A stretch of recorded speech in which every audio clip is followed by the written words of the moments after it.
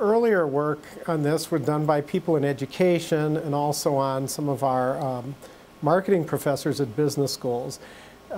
Suggested that the public, many members of the public, sort of get confused about what the correct calculation or estimation to make is in a situation where percentages follow one another. For instance, where a sale is marked 30% off, and then maybe there's a clearance that happens after that. Maybe after Christmas or New Year's saying you get another 20% off. And lots of research has been done to suggest that in fact they misestimate what that actual net cost is afterward, after applying these percentages.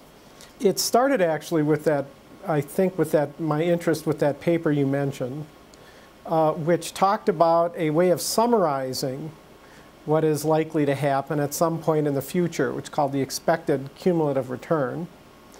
It's a mathematical notion. It's widely taught in the business part of your education if you're a finance student.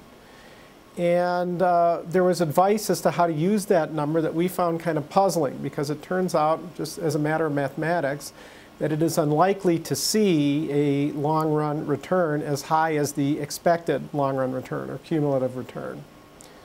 What is more likely, or what may be better characterized what is typical, would be a return where there's an equal chance of being above or below it. That's called the median. And what I was able to do was to prove some results that apparently were unknown, or certainly were surprising to people, as to how severe the difference between those two could be, and to characterize situations under which it would be more reasonable for people to use that as an estimate of the long-run return.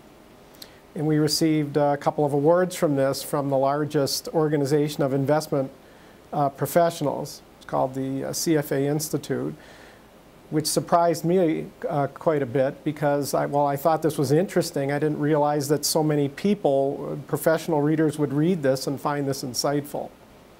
So in investment, then the problem is more complicated, because the return one earns from an investment held over time is accumulation of different percentages that happen. And so there's many more percentages. And furthermore, the percentages are random. They're not known in advance. And so one needs to make a forecast of what is likely to happen after a period, very important for retirement planning, for instance, after maybe 30 or 40 years, or even for a shorter term investment.